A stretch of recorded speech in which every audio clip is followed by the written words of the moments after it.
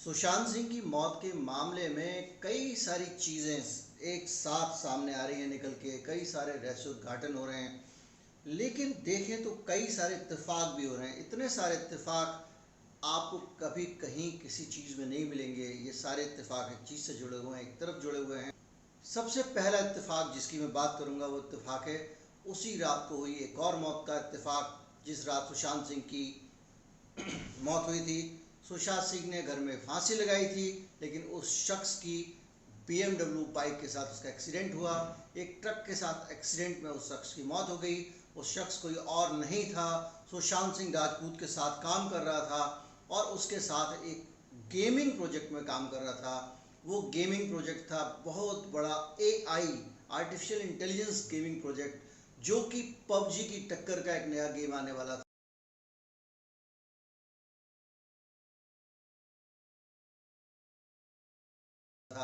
और ये खबर है कि उसको लेकर अमेरिका की एक कंपनी से, खबर क्या है रिया ने अपने इंटरव्यू में कंफर्म भी किया था, एक अमेरिका की एजेंसी से करार हो गया था। वो एजेंसी उस गेम को खरीदने वाली थी और जो खबर थी उसके हिसाब से सुशांत सिंह राजपूत को 20,000 करोड़ रुपए का फ़ायदा होने वाला था।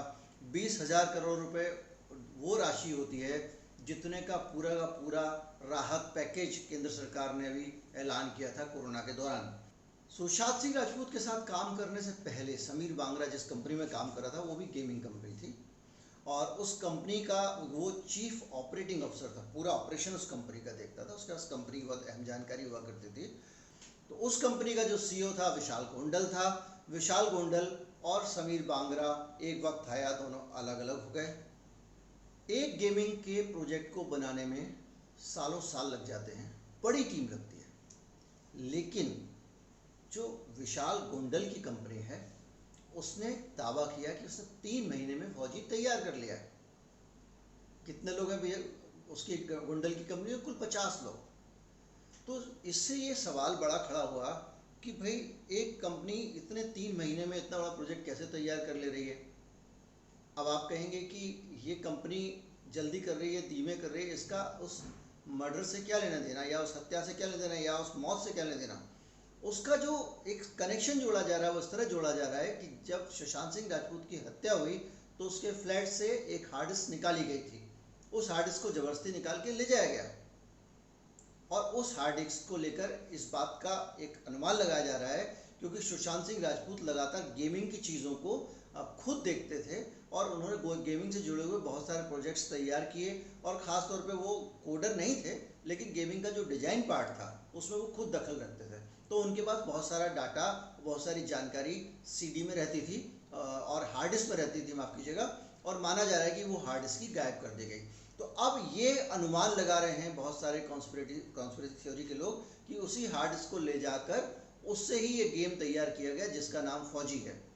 अब यहाँ पे एक और कनेक्शन आता है, पॉलिटिकल कनेक्शन, और वो कनेक्शन नहीं आता बल्कि वो इत्तेफाक आता है। उसको इत्तेफाक ही कहना सुरक्षित होगा।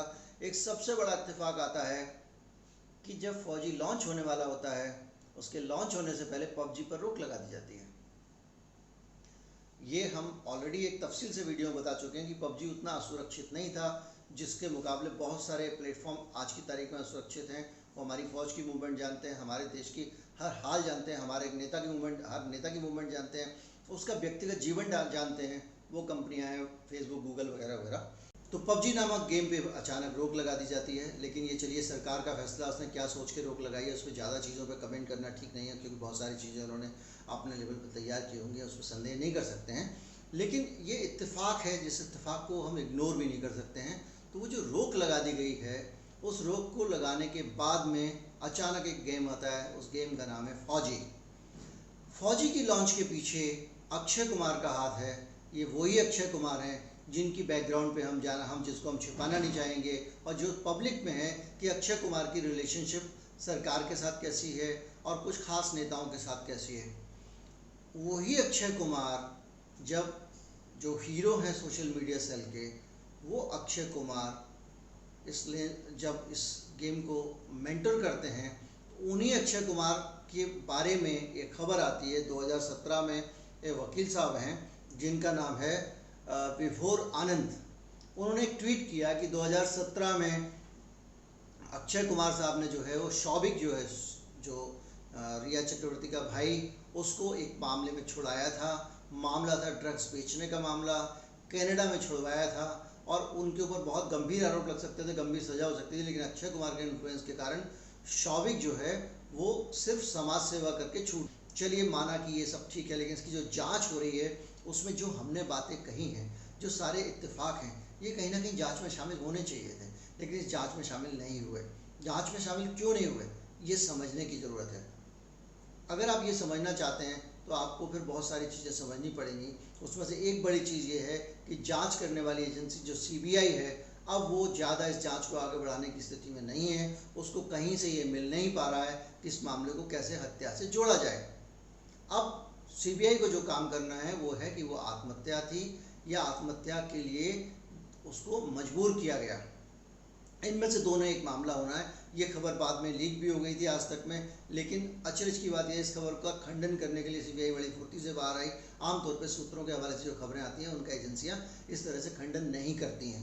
उससे भी चलिए आगे बढ़ते हैं। तो सीबीआई के पास जब जांच कमज़ोर होने लग गई तो अचानक इस जांच को जो नारकोटिक्स कंट्रोल ब्यूरो है, एनसीबी है, उसके पास भेज एक व्हाट्सएप मैसेज वायरल होता है। वो व्हाट्सएप मैसेज जो वायरल हुआ है वो सीबीआई के रिकॉर्ड में था। उस मैसेज में रिया किसी से को कोई गाइड कर रहा है कि आप जो है 2 बूंद डाल दीजिएगा, चाय में डाल दीजिएगा या किसी में डाल दीजिएगा। तो उससे वो जो 2 बूंद डालने वाली चीज़ थी उसको मान लिया गया कि वो जो है ड्रग्स थे। उसके बेसिस पे रातों रात नारकोटिक्स कंट्रोल ब्यूरो एकदम सक्रिय हो गई। साथ ही आप जब जानना चाहते हैं कि नारकोटिक्स कंट्रोल ब्यूरो की सक्रियता की वजह क्या है, तो पता चलता है कि नारकोटिक्स कंट्रोल ब्यूरो के जो चीफ हैं वो राकेश अस्थाना हैं। राकेश अस्थाना वो आईपीएस अधिकारी हैं जिनका बहुत बड़ा बैकग्राउंड है कि वो गुजरात से आते हैं। गुजरात में जब गोधरा के कांड हुआ था और जो ट्रेन जलाई गई थी उसकी पूरी जांच करने वाले राकेश अस्थाना थे। तब के मुख्यमंत्री नरेंद्र मोदी को जो क्लीन चिट मिली थी वो इसी जांच के दौरान मिली थी। उसके बाद में राकेश अस्थाना की जांच में ही लालू यादव जेल गए हैं चारा घोटाले में। राकेश अस्थाना की जांच में ही आसाराम बापू जेल गए हैं। वही राकेश अस्थाना है जिनको लेके बहुत बड़ा विवाद हुआ, क्योंकि 2017 में उनको दिल्ली में कैबिनेट ने एक प्रस्ताव पास किया सेंट्रल गवर्नमेंट की, और सीबीआई का उनको स्पेशल डायरेक्टर बनाने की कोशिश की गई। सीबीआई के स्पेशल डायरेक्टर राकेश अस्थाना नहीं बन पाए, क्योंकि उस वक्त जो आलोक वर्मा थे सीबीआई चीफ, उन्होंने कहा इनके ऊपर करप्शन के आरोप हैं, जो एजेंसी इनके खिलाफ करप्शन की जांच कर रही है उसका आप इनको चीफ कैसे बना सकते हैं। लेकिन सरकार नहीं मानी, मामला कोर्ट में गया। अब नारकोटिक्स कंट्रोल ब्यूरो में राकेश अस्थाना का रोल आता है और वो पूरी तरह से इस मामले को अपनी पकड़ में ले लेते हैं। फिर उसके भाई को, उनके भाई को गिरफ्तार कर लिया जाता है।